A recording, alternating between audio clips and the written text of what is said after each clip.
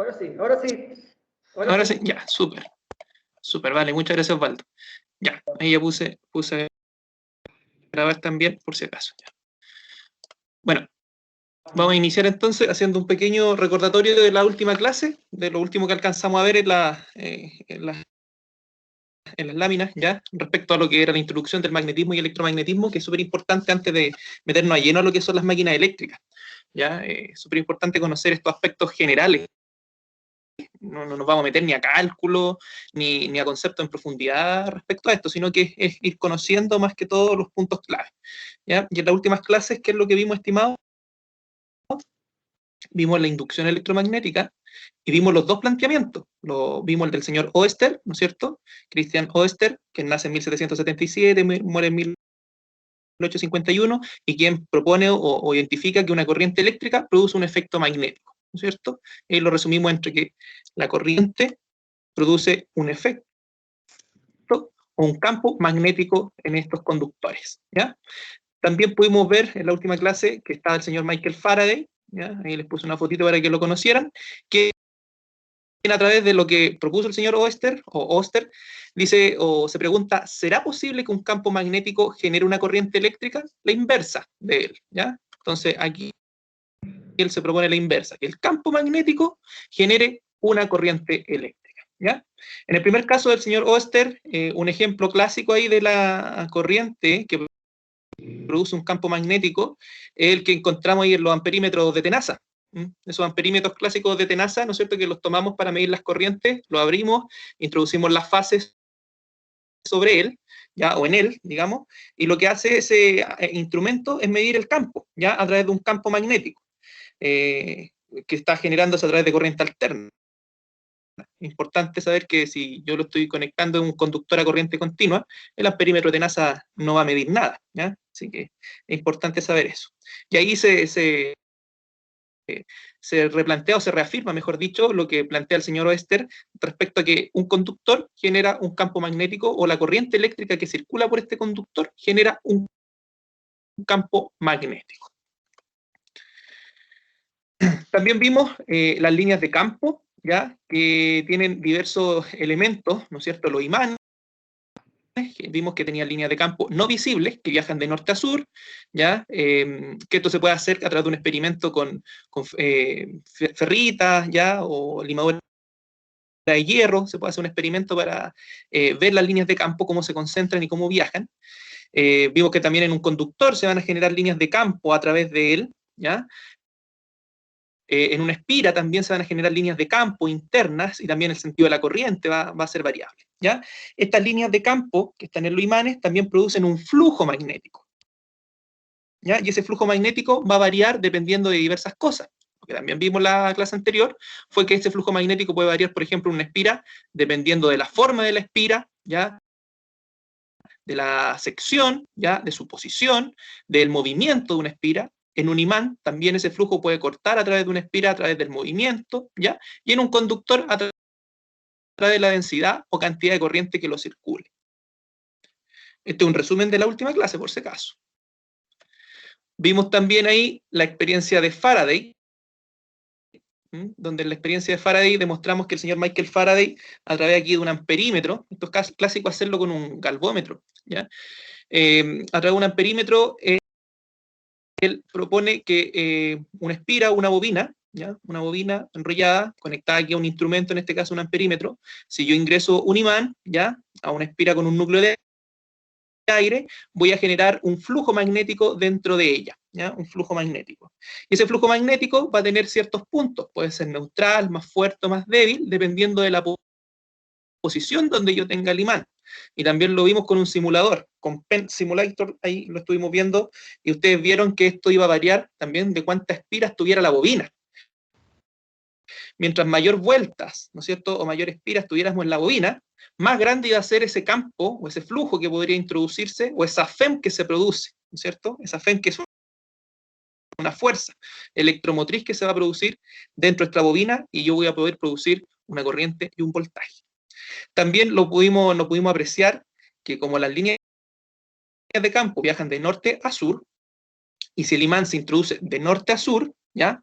Cuando yo lo introducía de norte a sur, la corriente iba a ser negativa, y si va de sur a norte, cuando yo lo voy retirando, la corriente va a ser positiva.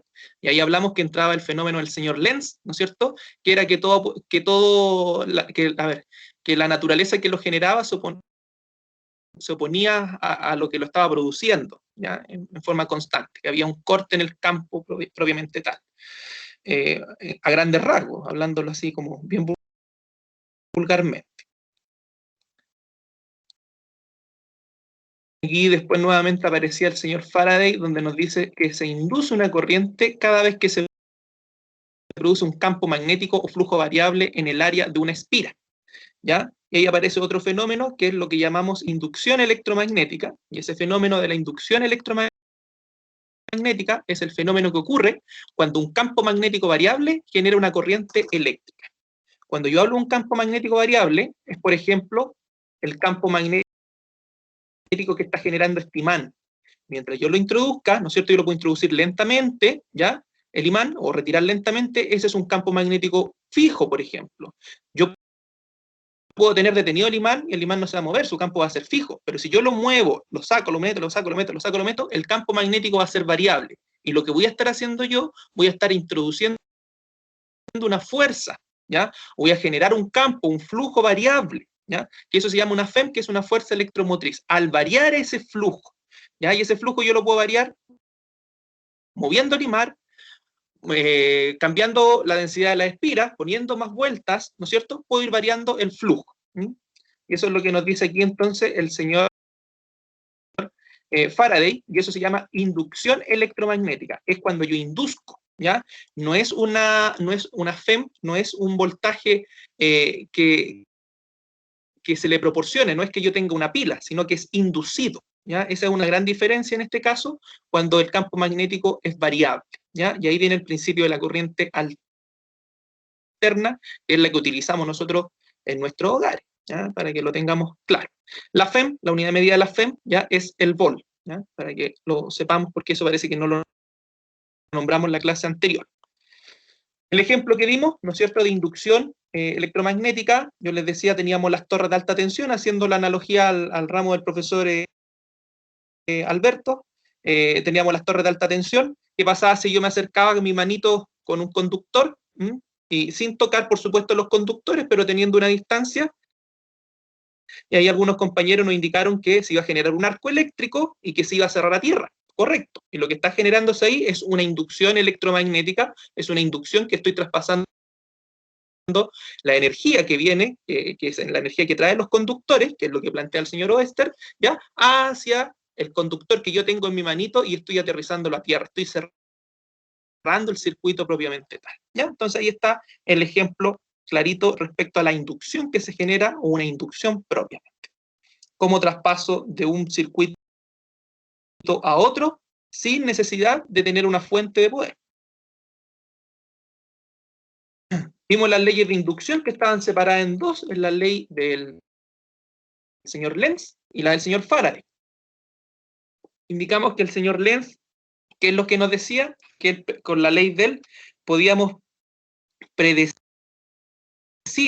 el sentido de la corriente inducida en una espira, ¿ya? Y aquí aparecían muchos ejemplos clásicos que a lo mejor los que hayan estudiado en la enseñanza media, o en el científico humanista también, en lo que es la parte de física, la famosa regla de la mano derecha, la famosa regla de la mano izquierda, la famosa regla del sacacorcho. Aquí la vamos a mencionar porque no las vamos a usar, entonces no nos vamos a detener en ellas, ¿ya? Pero son a través de la ley de Lenz que aparecen estas famosas reglas en los campos magnéticos, ¿ya? Y el señor Faraday, que nos permite cuantificar la magnitud de voltaje inducido en una espira.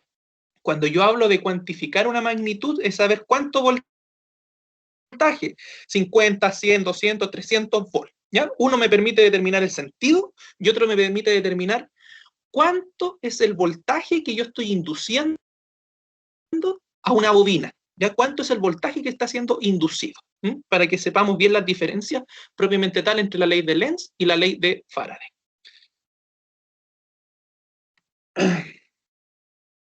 La ley de Lenz, que también lo vimos en la última clase, habla sobre la conservación de la energía y aquí era lo que había dicho hace poquitito, que el sentido de la corriente inducida es tal que se opone a la variación del flujo que la produjo, ¿no es cierto? Y esto lo vamos a explicar ahora. Y el efecto se opone a la causa, esa frase yo le dije resume el parrafito que está arriba, ¿ya? Si la corriente se induce debido a un aumento en el flujo, vamos a tener que el sentido de la corriente inducida será el que se produzca un campo opuesto al inductor. Medio enredado a entenderlo, pero con una imagen lo vamos a ver de forma correcta. Fijémonos acá que tengo un imán, ¿no es cierto? Tiene un norte, tiene un sur, acá tengo un vector, ¿ya? Esto es un vector de movimiento de velocidad, donde me está indicando que yo estoy introduciendo el imán, ¿ya? Estoy introduciendo el imán, y al fijar si yo introduzco el imán, ¿ya? Fíjense que la corriente, aquí no sé si se alcanzará a ver allá, voy a tratar de hacerle un zoom aquí con la lupita. Sé que aquí hay una, sabía que había una lupa aquí, acá. Ahí, aquí hay una corriente. Cuando ingresa de norte, la corriente va a tener este sentido en este caso, ¿ya? Tiene un sentido hacia abajo, supongamos, ¿ya? Tiene un sentido hacia abajo. Eso es lo que habla aquí, o indica que el sentido de la corriente inducida será el que produzca el campo opuesto al inductor, ¿ya? Va a ser un campo opuesto, va a ser hacia abajo. En cambio, cuando la corriente se induce debido a una disminución en el flujo, cuando yo voy retirando el imán, el sentido de la corriente inducida será el que produce el mismo sentido del inductor. Acá es lo mismo, está norte, sur, está el vector velocidad, pero que me indica que yo lo voy retirando, y me puedo fijar que la corriente va hacia arriba en este caso, ¿ya? Y ahí está que el efecto se pone a la causa, en este caso, y esa es la famosa ley de Lenz, ¿ya? En forma resumida en imagen. ¿Alguna duda? ¿Una duda? ¿No? Y hasta aquí llegamos a la última clase, donde indicábamos de qué forma yo puedo modificar el flujo magnético, ¿ya? Y lo puedo hacer moviendo o habiendo movimiento entre el imán y la espira, ¿no es cierto? Moviendo el imán, ¿no es cierto?, de norte a sur, que sea, moviéndolo hacia arriba, hacia abajo, ¿no es cierto?, más rápido, más lento, yo voy a tener variación del flujo magnético, y que es lo que habíamos visto al inicio de esta PPT, ¿ya? También lo puedo variar cambiando el área de la espira, ¿no es cierto? Aquí tomo la espira de su extremo, o le puedo agregar más vueltas, ¿no es cierto? O cambio su área, o cambiando la orientación de la espira también puede ser. Si yo la muevo así como un run run, por ejemplo, se me cayó el carnet, pero como un run run, ¿no es cierto? Voy a tener también un cambio en el flujo magnético, y puedo tener el imán detenido, ¿ya? O sea, la bobina, si yo muevo la bobina, también puedo tener un cambio en el flujo magnético sin necesidad de mover el imán, ¿ya? Y eso lo vamos a ver práctica en los motores. Es muy claro en los motores, en esta parte. La ley de Faraday, ¿ya? La FEM es la fuerza que empuja los electrones, es decir, es otra forma de llamar al voltaje. Hay que tener claro que cuando hablamos de FEM es un voltaje, ¿ya? Se utiliza, ojo, una letra griega que se llama epsilon, ¿ya? Que no la tengo aquí, pero se utiliza una letra griega que es el famoso epsilon, que es como una E media rarita. No me deja escribir esto. Acá está, ahí sí. Que es una E así más redondita, ¿ya? Esa E es lo mismo que decir una FEM, ¿ya? Por si acaso. Si no aparece en algún lado esa E media rara, es un epsilon, que es una letra griega, ¿ya? Y el voltaje, hay que saber en los principios de la electricidad que el voltaje es lo mismo que la energía se mide en joule, y dividido en la carga, que la carga se mide en coulomb o coulomb, ¿ya? Es lo mismo que decir voltaje en este caso. Y nosotros podemos tener ahí, si tenemos una energía y una carga, es lo mismo que tener una FEM, el movimiento de electrones, ¿ya? Y acá, por ejemplo, yo tengo 3 imágenes, donde yo voy a ver que hay un flujo distinto dependiendo de cada imagen. Por ejemplo, tengo en la primera imagen un imán y tengo 2 espiras solamente. Me doy cuenta, la bobina tiene 2 vueltas solamente, ¿ya? Y tengo aquí un amperímetro, ¿ya? Un amperímetro, donde a lo mejor, o yo me puedo fijar, el voltaje es bajísimo, ¿ya? O el voltaje, un voltímetro. El voltaje es bajísimo, ¿ya? por la cantidad de vueltas que tiene mi bobina. Acá yo me puedo fijar que la cantidad de vueltas es mayor, ya tiene 1, 2, 3, 4 vueltas, y el voltaje ya es mucho mayor, ya. Acá partía en 0, acá ya está en la mitad, y acá me puedo fijar que la cantidad de espiras ya son 1, 2, 3, 4, 5, 8, pongámosle, ya, y por supuesto el voltaje también es mayor. Entonces me puedo apreciar que a mayor cantidad de vueltas en la espira, mayor va a ser la FEM inducida propiamente tal. ¿Ya? Y la FEM es proporcional a la rapidez en que varía el flujo magnético, digamos, mientras más rápido mueva el imán, ¿ya? O mueva la espira, más rápido se va a mover el flujo magnético, en eso va a ser proporcional la FEM. ¿Ya? Y aquí dice que la FEM es proporcional a la delta del flujo dividido en el tiempo. Digamos, a la variación del flujo, esa es la letra griega phi, ¿ya? Phi, una letra griega, y aquí va a significar flujo, ¿ya? La variación del flujo dividido en el tiempo. ¿Ya? Acá traté de ponerlo lo más simple posible porque esto es con derivadas generalmente. ¿Ya? No nos metemos en ese cuento, aquí es para que lo conozcan de dónde viene. Y también la FEM va a ser proporcional al número de vueltas de la espira. Ya digamos cuántas vueltas tenga esto, ¿ya? También va a ser proporcional. O sea, yo puedo tener mayor vuelta y también darle más flujo, más movimiento a mi imán, entrarlo y sacarlo, y voy a tener más FEM dentro de mi circuito. ¿Ya? Y ahí nace la ley de Faraday, o la fórmula de la ley de Faraday, que la fórmula es la siguiente, se la voy a escribir aquí, ¿ya? Epsilon, o que la FEM es igual a menos n, que n es la cantidad de vueltas, ¿ya? Multiplicado por la variación del flujo en el tiempo, ¿ya? Así yo puedo obtener la FEM de un circuito, donde n, la cantidad de vueltas, delta t es la variación del flujo, que sea delta phi es la variación del flujo, y delta t es la variación del tiempo, o cuánto tiempo yo me demore en variar el flujo. Y ese menos, ¿ya? Viene de la ley de Lenz, estimado, donde el Lenz, yo les dije que se opone al movimiento, ¿no es cierto? Entonces ahí se juntan las dos leyes y generan la ley de Faraday, ¿ya? Para que lo sepan. El tiempo es en segundos, por si acaso, por si alguien tiene alguna duda con eso. Ya, nos quedan unos minutitos. Magnitudes magnéticas, ¿ya? Al igual como ustedes ya conocen las magnitudes que existen en electricidad general, ¿no es cierto? El voltaje, el amper, la potencia.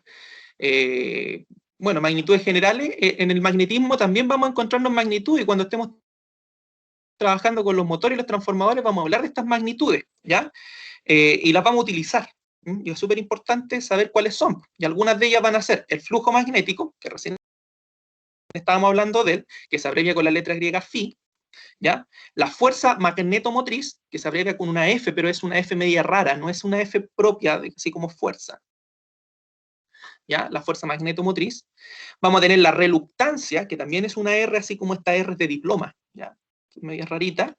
Vamos a tener la inductancia magnética, que es una B, ¿ya? Una B un poquito más larga con un palito. Y vamos a tener la intensidad de campo magnético, que eso sí es con una H, ¿ya? Estos son los 5 parámetros o magnitudes que nosotros vamos a tener que aprender a conocer y a calcular para cuando nos metamos a los transformadores, saber, por ejemplo, cuál es la intensidad de campo, cuál es la pérdida en el hierro del transformador, cuál es, por ejemplo, su ganancia o su aislación de magnitud entre el primario y secundario, cuál es su polaridad, ¿ya? Si es sustractiva o no es sustractiva, si es aditiva o no es aditiva, ¿ya? Para poder proyectar, por ejemplo, un transformador de distribución.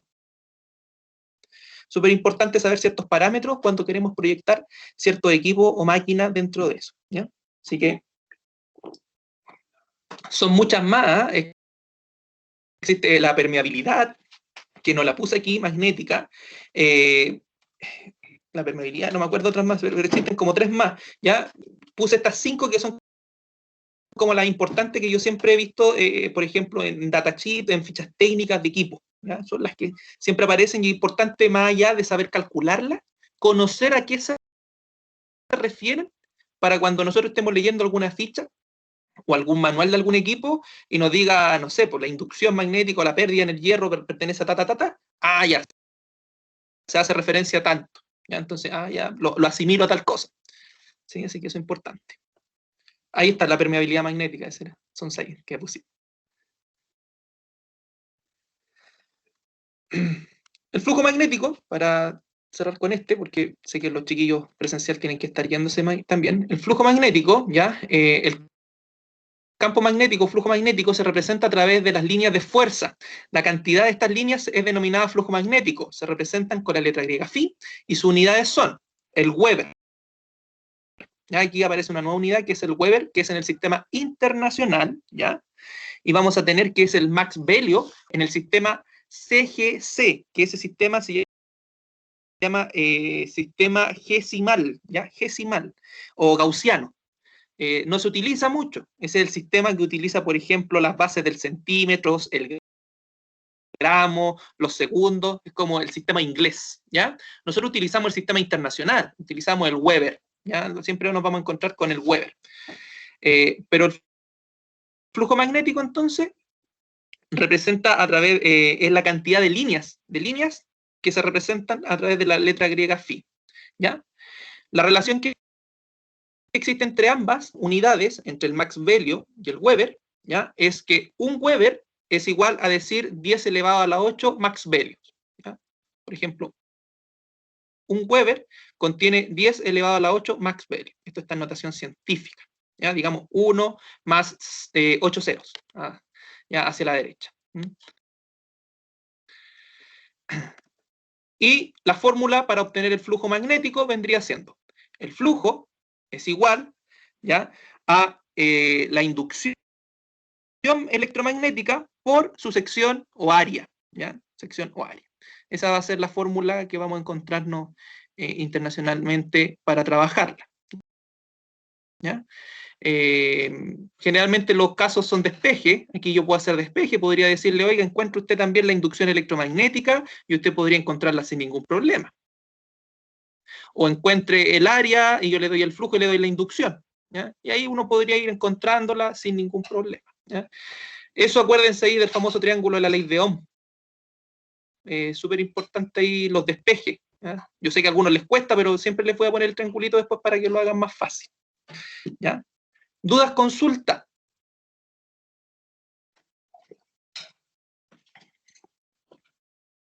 ¿No?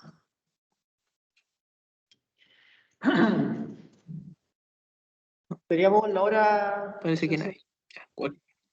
Sí, sí, por eso dije, si tenían duda o consulta, y si no hay duda o consulta, el ejercicio lo vamos a dejar para más adelante, para la próxima clase, ya el miércoles.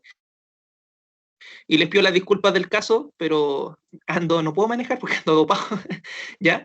Así que el miércoles sí o sí estoy allá con ustedes y ya nos metemos a hacer algunos ejercicios de estas 6 variables que vimos hoy día, ya para que las conozcan más que todo y después meternos en lo que es los transformadores propiamente. Así que eso, estimado, la clase hoy tiene que terminar antes por los chiquillos que están presencial, pero antes de eso, déjenme por favor sacarle al Teams sacar la asistencia. Esto es acá. Profesor, una consulta. Cuénteme. ¿Esta clase usted ya la subió o la tiene que subir al aula? El PowerPoint está desde ayer y el video lo subo ahora terminando la clase. Me llega la información y yo lo subo sin ningún problema. Ok, gracias. ¿Ya? Pero el video, como le digo, está, el Power está desde ayer. ¿Ya? Eso pues, estimado, entonces nos vemos el día martes en redes. Así que muchas gracias y que tengan buena noche y a todos los que estuvieron participando. Ahí descargué la asistencia. Gracias, profe. Buenas noches. Buenas Gracias, noches, profesor, gracias. Gracias, que tengan buena noche. Chao, chao. Gracias, Osvaldo.